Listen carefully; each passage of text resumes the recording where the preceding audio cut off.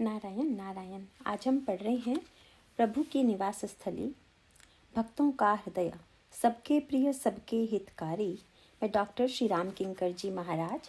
षष्ठ प्रवचन। श्री राम शरणम मम। महर्षि वाल्मीकि कहते हैं कि जिनके दुख और सुख में कोई भेद नहीं है, आप उनके हृदय में निवास कीजिए। वस्तुतः इस संसार का निर्माण द्वंद्व युक्त ही है। व्यक्ति की विडंबना यह है कि वह इन द्वंद्वों को जैसे स्वीकार करना चाहिए, यदि वैसे स्वीकार कर ले तो उनके दुख का बोझ बड़ा हल्का हो सकता है। पर समस्या तो यही है कि प्रत्येक व्यक्ति यही चाहता है कि मेरे जीवन में सुख ही सुख हो, दुख ना हो, और यह नितांत असंभव है। ईश्वर ने इसी रहस्य को व्यक्त करने के लिए मनुष्य के शरीर का निर्माण किया।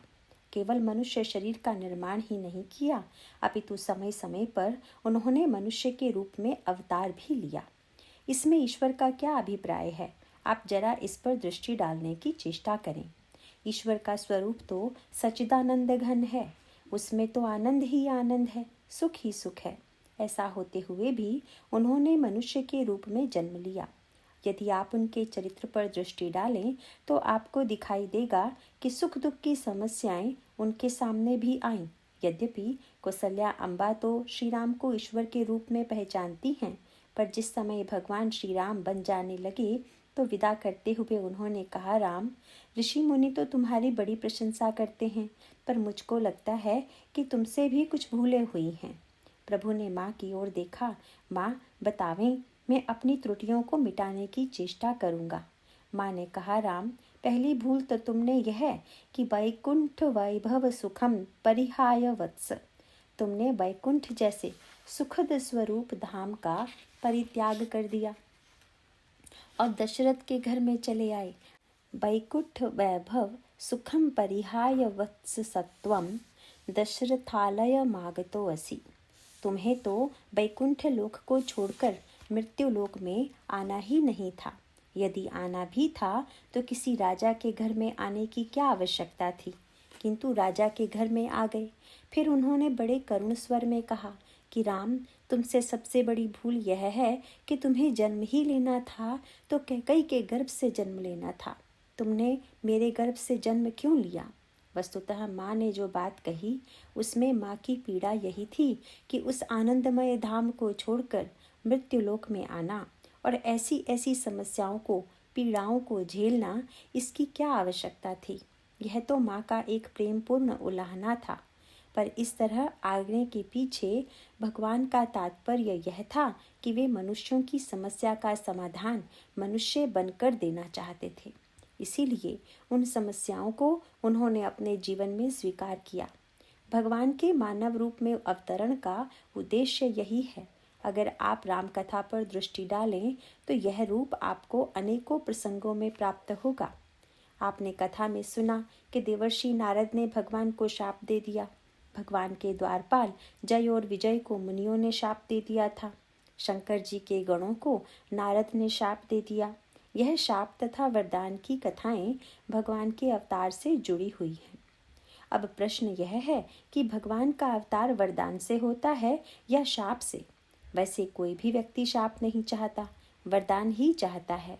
किंतु कैसी अनोखी बात है कि भगवान ने मनु शत्रुपा को वरदान दिया, इसलिए अवतार हुआ, और दूसरी ओर देवर्षि नारद ने भगवान को शाप दिया, इसलिए अवतार हुआ। मानो भगवान ने प्रारंभ में ही सूत्र दे दिया कि अगर मुझे वरदान ही प्रिय होता तो जिन्हें वरदान दिया उनकी इच्छा पूर्ति के लिए आता।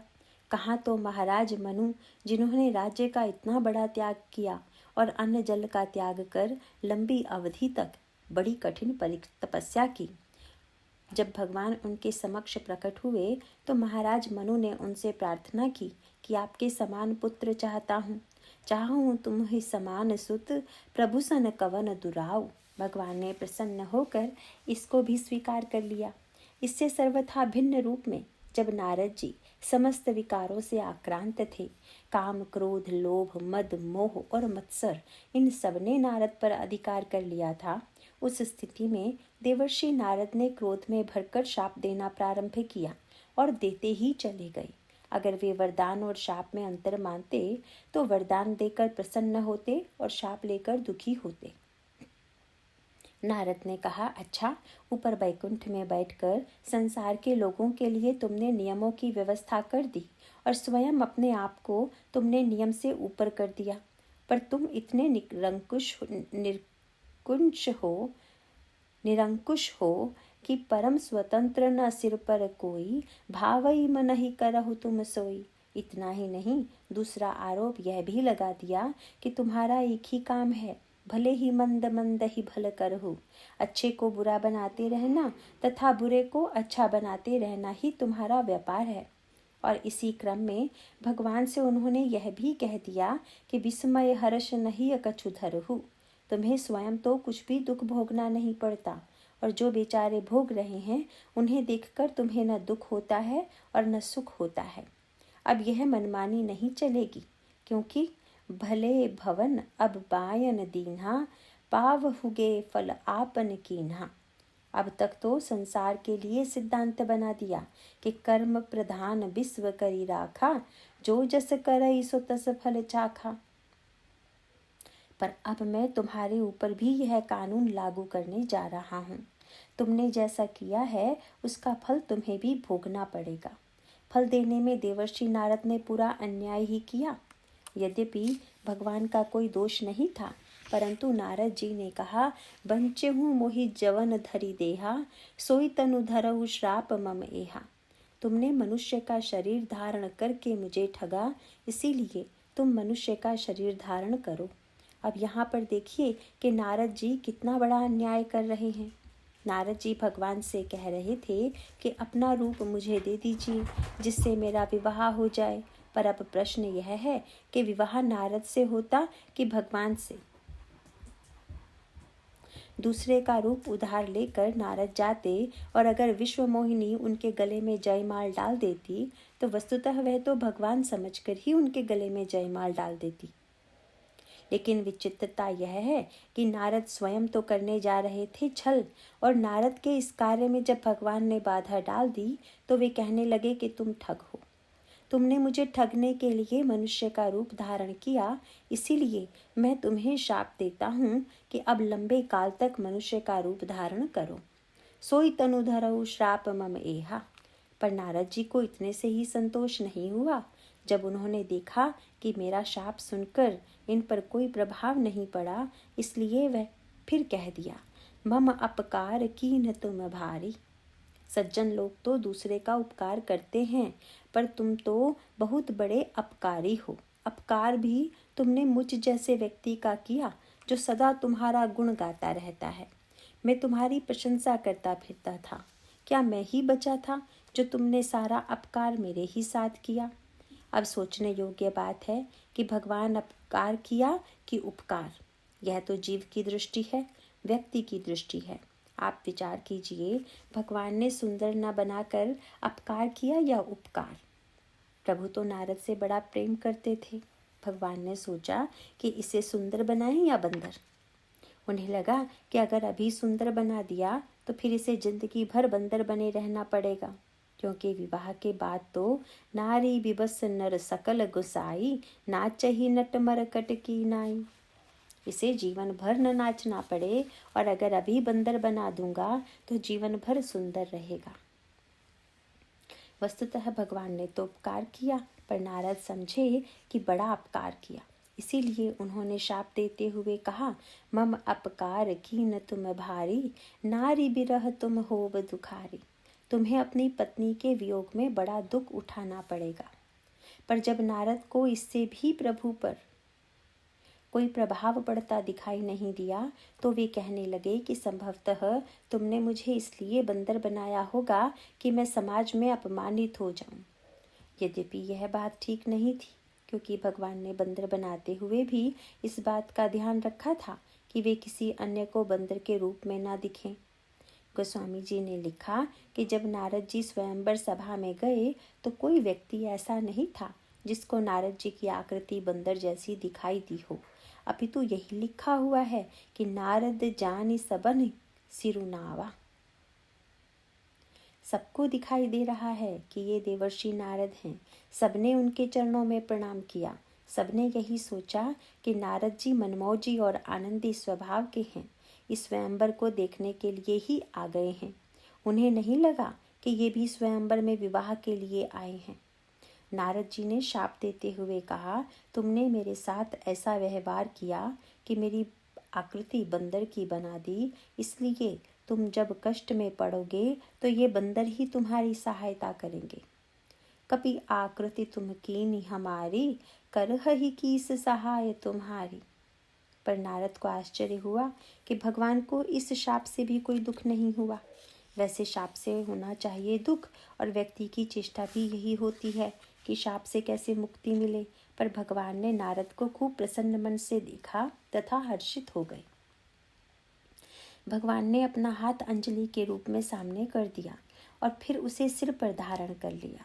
गोस्वामी जी ने लिखा, श्राप शीस धरि हर्षिहि, प्रभु बहु बिनती कीन्हि।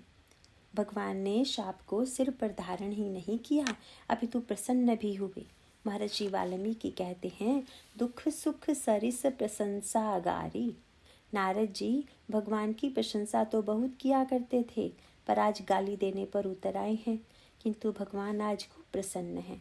वे नारद की स्तुति करते हैं कि आप तो महान संत हैं, बड़े परोपकारी हैं, बड़े कल्याणकारी हैं। पर नारद को फिर क्रोध आ गया और उन्होंने कहा कि तुम स्तुति करके मेरी हंसी उड़ा रहे हो, मेरे ऊपर व्यंग कर रहे हो। क्योंकि नारद को लग रहा है कि इसमें स्तुति करने जैसी क्या बात है, इसीलिए अवश्य ही ये व्यंग में ही स्तुति कर रहे होंगे। भगवान इस प्रसंग में एक विशेष सूत्र यह दे रहे हैं कि अगर देने वाला दे रहा हो तो आप लेने या न लेने में स्वतंत्र हैं, पर यदि आप उसे ले रहे हो तो फिर यह आप पर निर्भर करता है कि लेने के बाद आप उसका क्या उपयोग करते हैं। व्यक्ति लेने के बाद उसका उपयोग स्वेच्छा से कर सकता है। व्यक्ति अगर यह सूत्र सीख ले तो भगवान की नाट्यशाला का प्रथम पाठ सीख लेगा। भगवान ने जब शाप सिर पर रख लिया तो इसका संकेत मानो यह था कि नारद, अभी तुमने यह कहा कि मेरे सिर पर कोई नहीं है, तो भले ही आज तक ऐसा रहा होगा, पर आज से मैं आपका शाप अपने सिर पर रख लेता हूँ। अब तो आपको संतोष हो गया होगा। जो मैंने आपसे कहा था कि आप बड़े संत हैं, बड़े परोपकारी हैं, तो इसे मैंने व्यंग में नहीं कहा था, क्योंकि मुझे तो ज्ञात है कि आपका अंतःकरण कितना उदार है। और यह बात यहाँ दो रूपों में स्पष्ट हो जाती है। आपने मुझे मनुष्य के रूप में जन्म लेने को कहा। इसमें पहली बात है कि नारद, मनु जैसी तपस्या करके, साधना करके मुझे नीचे उतारना तो सबके लिए संभव नहीं है। आप कितने महान हैं कि आपने अपने शाप के द्वारा ही यह कार्य पूरा कर दिए रहे हैं।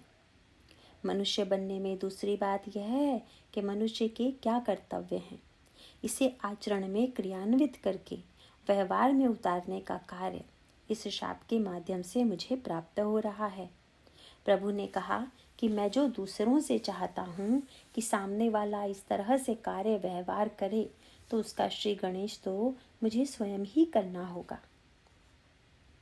एक सज्जन ने एक बार कहा कि आजकल चारों ओर उच्छृंखलता फैल रही है, मर्यादा का अभाव हो गया है। तो इस बार का कथा प्रसंग मर्यादा के बारे में हो। पहले ही दिन मैंने वहाँ कहा था कि मर्यादा का श्री गणेश अपने आप से होता है, दूसरे से नहीं। मर्यादा यदि दूसरों से हम चाहते हैं तो उसका पालन हम स्वयं करके दिखाएं, तब दूसरे से आशा रखें।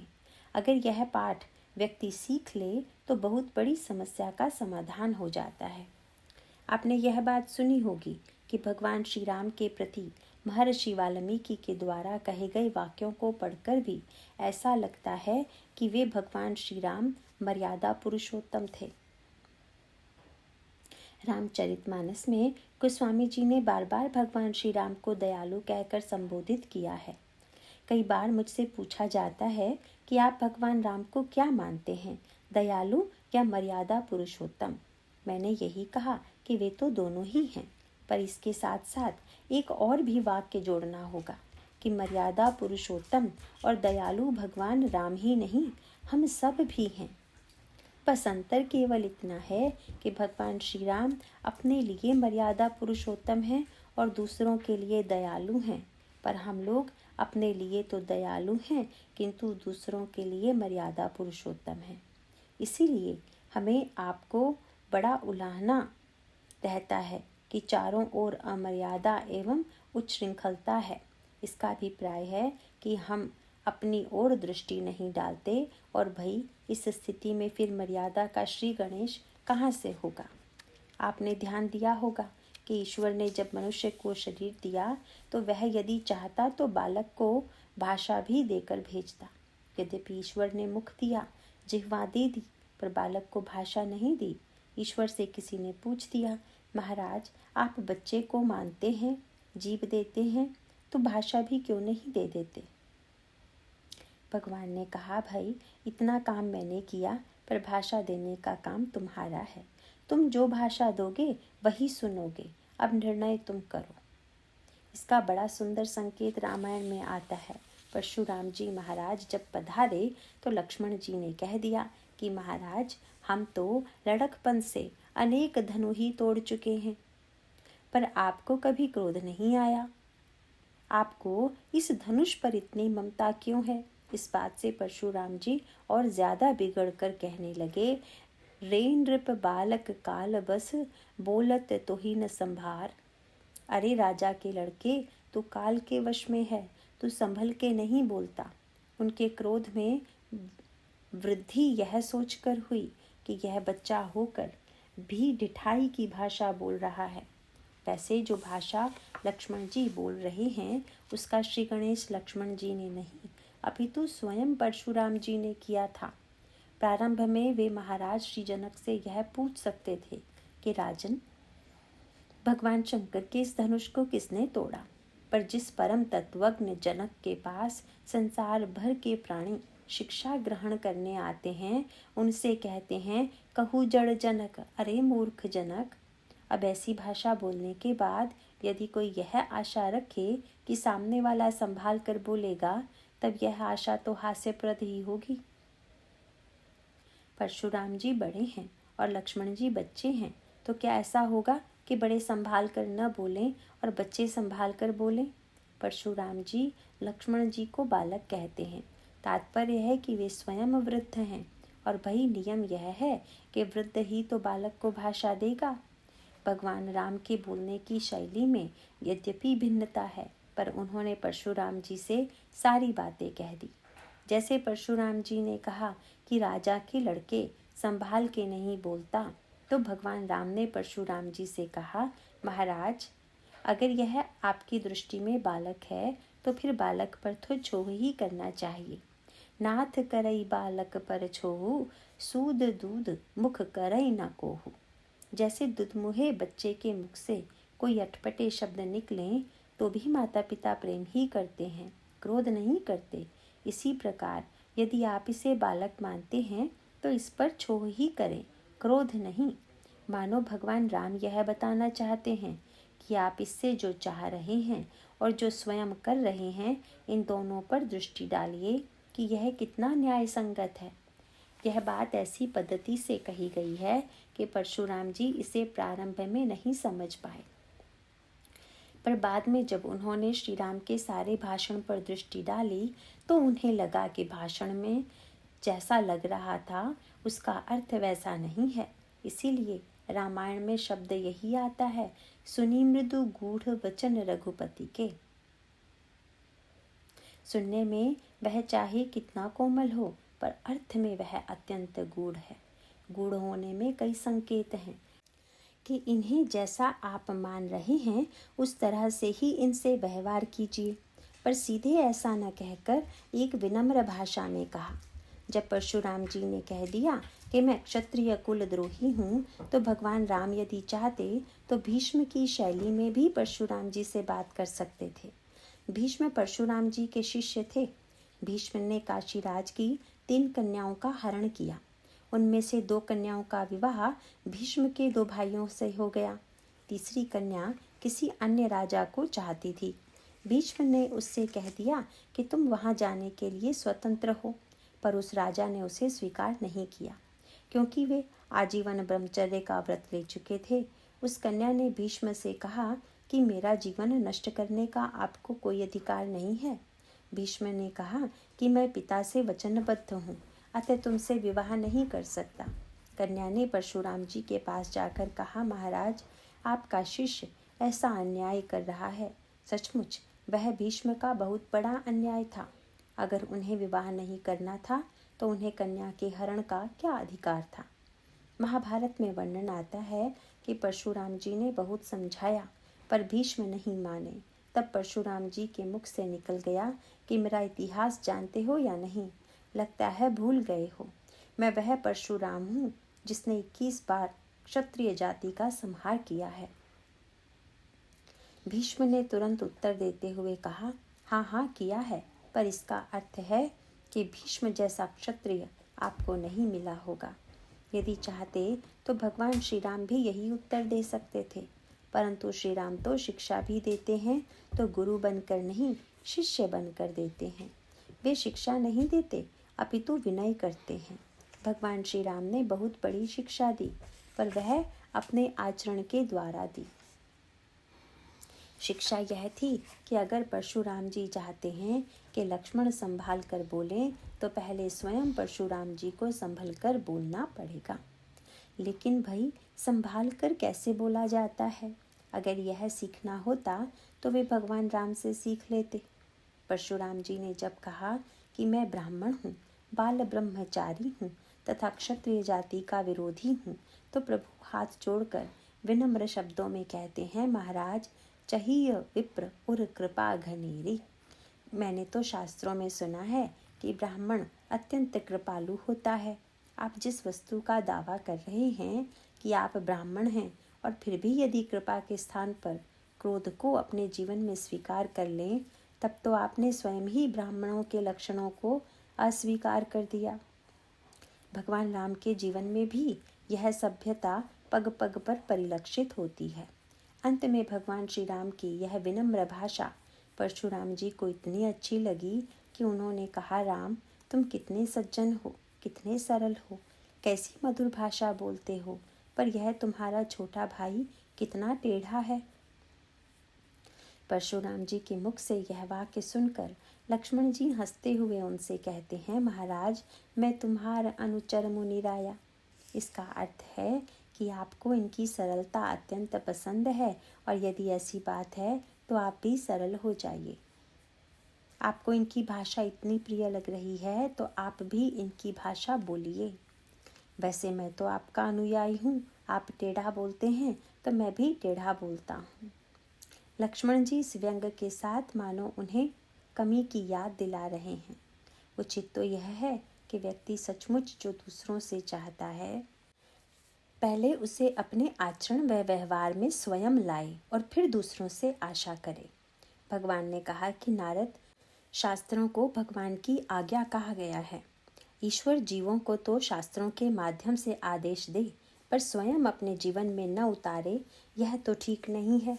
इसीलिए सचमुच तुम कितने कृपालु संत हो, क्योंकि जब तुमने कहा कि मुझे मनुष्य बन करके जन्म लेना पड़ेगा, तो मुझे लगा कि मैंने मनुष्य का जो धर्म बताया है, आचरण बताया है, उसे अपने जीवन में उतार कर दिखाने का अवसर तुमने दिया है।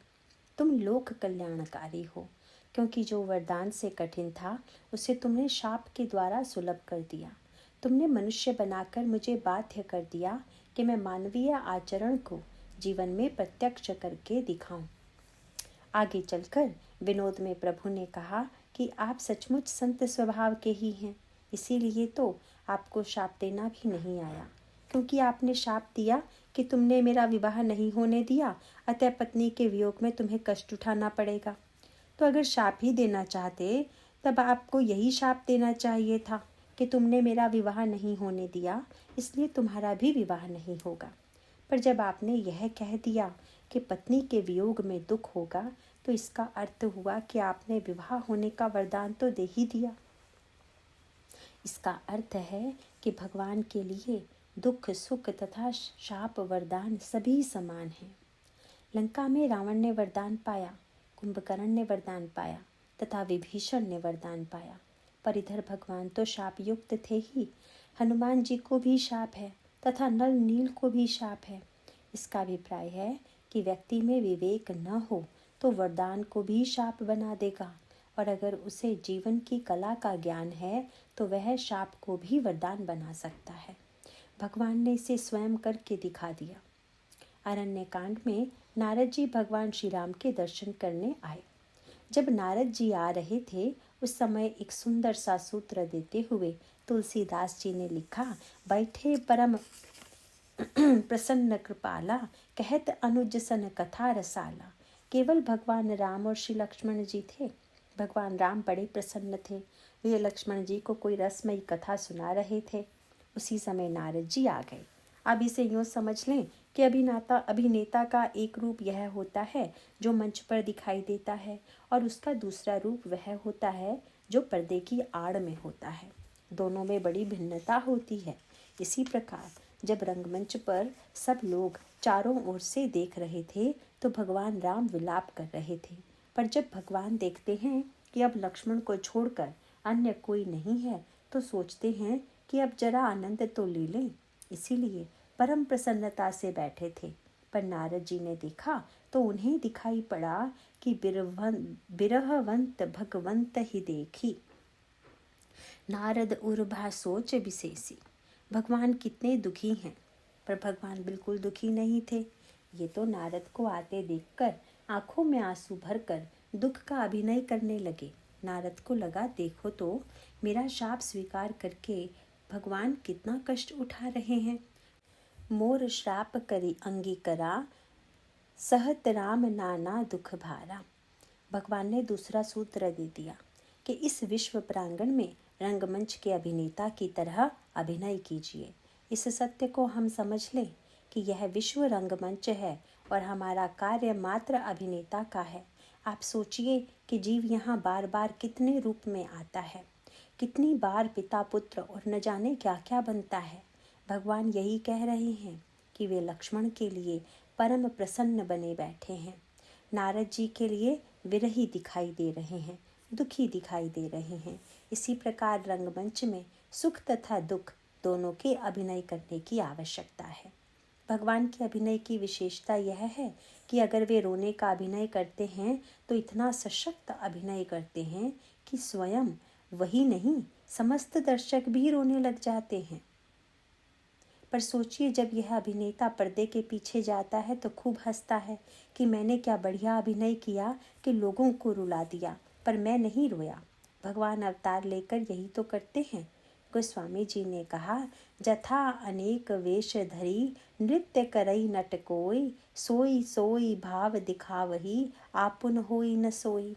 कला यही है कि भाव चाहे जो दिखला दें, पर स्वयं वही नहीं हो जाता। नाटक के सत्य को जब हम वास्तविक सत्य मान लेते हैं तो हम अपने लिए दुख की परंपरा का विस्तार करते हैं।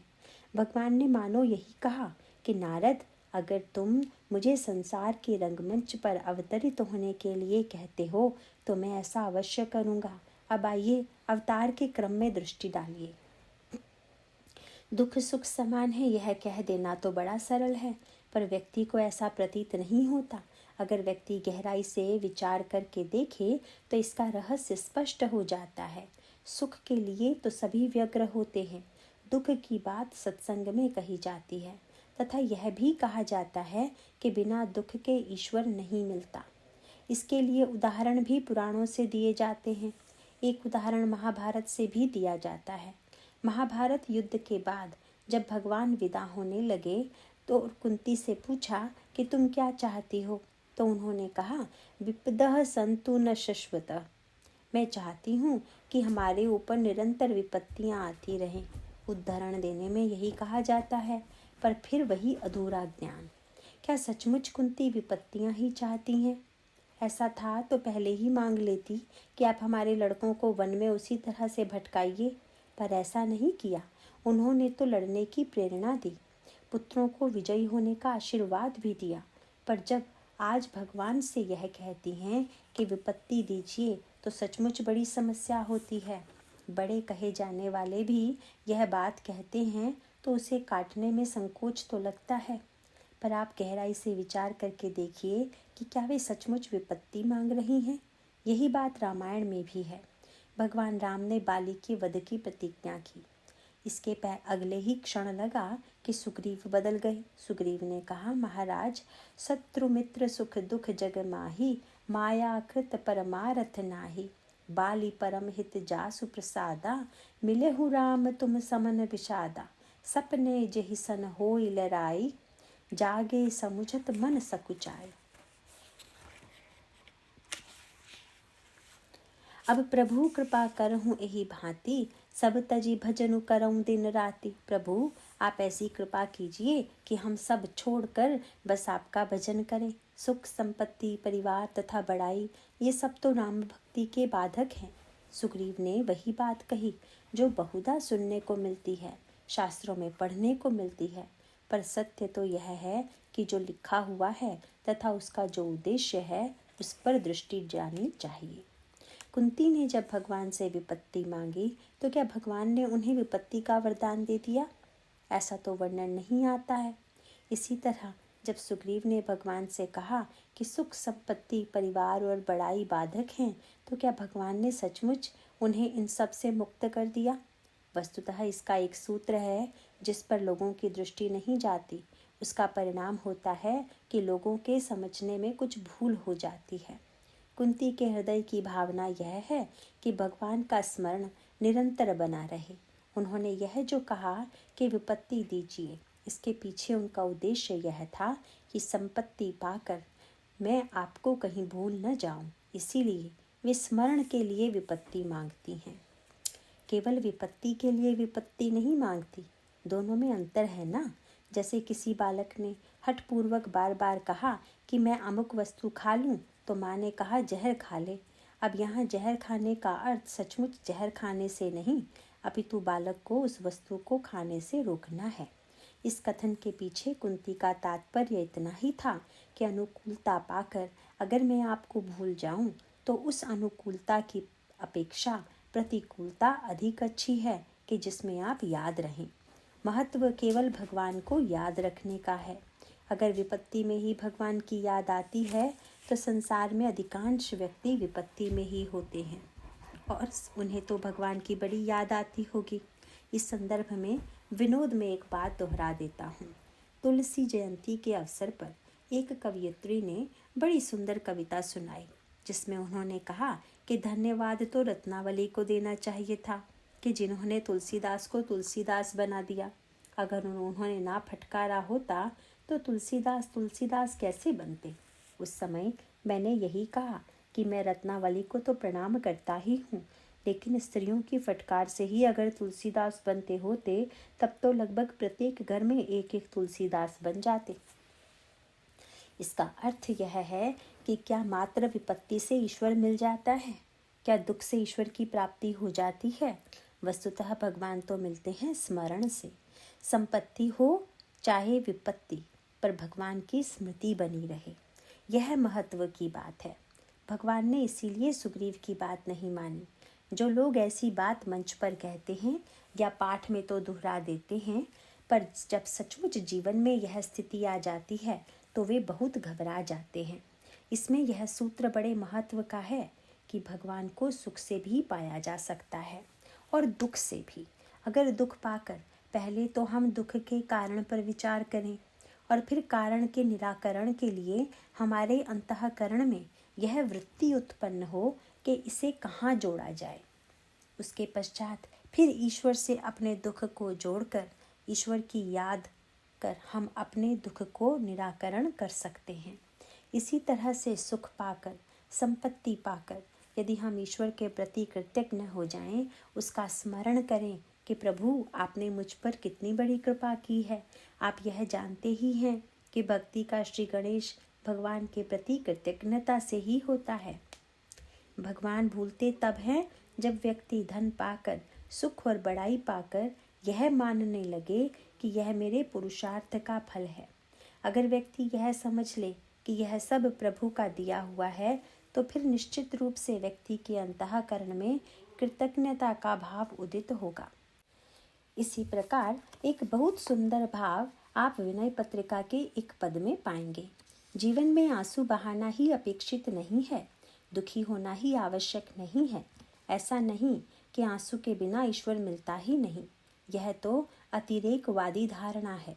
सबसे महत्वपूर्ण बात यह है कि या तो हम यह विचार करें कि हमें जो नहीं मिला हुआ है उसे पाने का उपाय क्या है, या फिर हमें जो मिलता है उसका सदुपयोग कैसे करें। इस पद में गोस्वामी जी ने यही सूत्र दिया है। यदि मनुष्य अपने ही शरीर को देखने लगे तो उसे लगेगा कि हमें प्रभु ने आंखें दी हैं, कान दिए हैं, उन्होंने हम पर कितना उपकार किया है। गोस्वामी जी इस पद में विनत भाव से यही कहते हैं कि हरि तुम बहुत अनुग्रह कीन हो। क्यों? बोले साधन धाम विबुध दुर्लभ तनु, हम ही कृपा करी दीन हो। आपने ऐसा शरीर दिया जो साधना का धाम है। देवताओं के लिए भी यह मानव शरीर दुर्लभ है। महाराज, पशु के रूप में मैंने भला कौन सा ऐसा श्रेष्ठ कार्य किया होगा जिसके परिणाम में आपने यह मनुष्य शरीर दिया। निश्चित रूप से यह शरीर तो आपने अपनी कृपा के द्वारा ही दिया होगा। रामायण में इस बात को बार बार दोहराया गया है। और मनुष्य शरीर भगवान की कृपा से मिलता है। कर्म सिद्धांत कहता है कि कर्म से मिलता है, पर गोस्वामी जी कहते हैं कि कर्म से नहीं मिलता, अपितु कबहु की करी करुणा नर देही, देत ईस बिनु हेतु सनेही। ईश्वर करुणामय है। पशु पक्षी के रूप में जीव को देखकर उसमें दया उमड़ पड़ती है और वह उन्हें मनुष्य बना देता है। वैसे कर्म सिद्धांत भी उपयोगी है। अगर यह मानते हैं कि यह शरीर हमारे कर्म का परिणाम है, तो जीवन में जो भी दुख कष्ट आए उसे कर्म का परिणाम मानकर शांत हो जाइए और उसे सहने का प्रयत्न कीजिए। काहू न को सुख दुख कर दाता, निज कृत कर्म भोग सब भ्राता।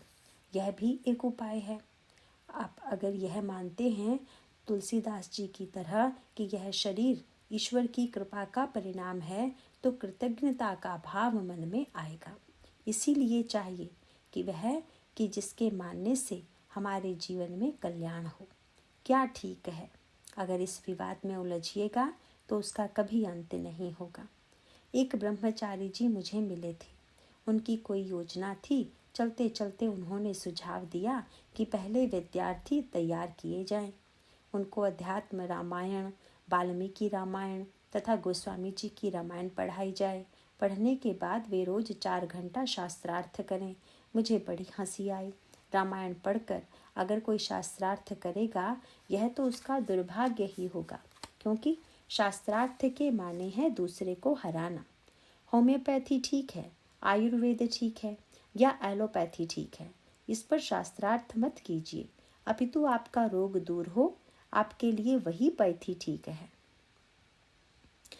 बस इतना समझ लीजिए कि कर्म तथा भक्ति दोनों ही सिद्धांत ठीक हैं। अगर हम यह मानते हैं कि यह शरीर कर्म का फल है, तो कर्म फल मानकर हमें भोगने में, हमने किया तो फल भी हम भोग रहे हैं, कोई उद्विग्नता नहीं होनी चाहिए। अगर यह मानते हैं कि इसे ईश्वर ने दिया है, तो हृदय में भगवान के प्रति कृतज्ञता का उदय होना चाहिए। गोस्वामी जी के शब्दों में इसी भाव की तो अभिव्यक्ति दिखाई देती है।